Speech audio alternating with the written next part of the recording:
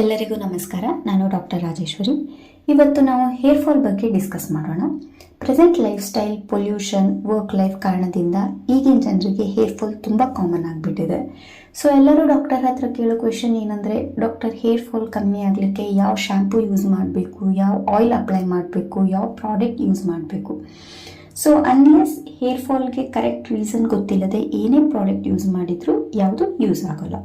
So hair fall ಆಗಲಿಕ್ಕೆ reason ಏನಿರುತ್ತೆ?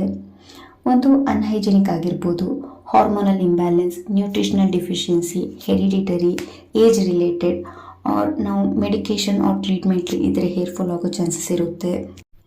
ಕೆಲವು ಡಿಸೀಸ್ಗಳಿಂದ ಅಂದರೆ ಥೈರಾಯ್ಡ್ ಆಗಿರ್ಬೋದು, ಡಯಾಬಿಟೀಸ್, BP, ಚರ್ಮ ರೋಗ, ಕಿಡ್ನಿ ಸಮಸ್ಯೆ, ಲಿವರ್ ಸಮಸ್ಯೆಯಿಂದ ಸಹ ಹೇರ್ ಫಾಲ್ ಆಗ್ಬೋದು. ಸೊ ನಾವು ಹೇರ್ ಫಾಲ್ಗೆ ಮೂಲ ಕಾರಣನ ತಿಳ್ಕೊಂಡು ಅದಕ್ಕೆ ಟ್ರೀಟ್ಮೆಂಟ್ ತೊಗೊಂಡ್ರೆ ಮಾತ್ರ ಹೇರ್ ಫಾಲ್ ಕಂಟ್ರೋಲ್ ಮಾಡಲಿಕ್ಕೆ ಸಾಧ್ಯ.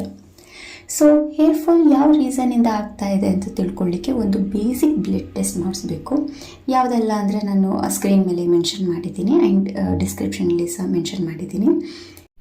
ಈ ಟೆಸ್ಟ್ಗಳನ್ನ ಮಾಡಿಸಿ ಕಾರಣ ಕಂಡುಹಿಡ್ಕೊಂಡು ನಿಮ್ಮ ಹೇರ್ ಫಾಲ್ಗೆ ಟ್ರೀಟ್ಮೆಂಟ್ ತಗೊಳ್ಳಿ.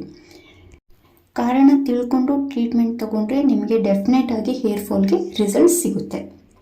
ಇನ್ನೊಂದು ಮುಖ್ಯ ವಿಷಯ ಏನಂದರೆ, ಸ್ವಲ್ಪ ಜನ ಹೆಲ್ತ್ ಕಾನ್ಷಿಯಸ್ ಇರೋರು ಬಂದು ಕೇಳ್ತಾರೆ, ಡಾಕ್ಟರ್ ನಾನು ಎಲ್ಲ ಬ್ಲಡ್ ಟೆಸ್ಟ್ ಮಾಡಿಸಿದ್ದೀನಿ, ನಾರ್ಮಲ್ ಇದೆ, ಯಾವುದೇ ಡಿಸೀಸ್ ಇಲ್ಲ ಆ್ಯಂಡ್ ನಾವು ಯಾವ ಮೆಡಿಕೇಷನ್ಲಿ ಸಹ ಇಲ್ಲ, ಸ್ವಲ್ಪ ದಿನದಿಂದ ಹೇರ್ ಫಾಲ್ ಆಗ್ತಾ ಇದೆ ಅಂತ. ಸೊ ನಿಮಗೆ ಯಾವ ಹೆಲ್ತ್ ಇಶ್ಯೂ ಇಲ್ಲ ಅಂದ್ರೂ ಹೇರ್ ಲಾಸ್ ಆಗ್ತಾ ಇರುತ್ತೆ.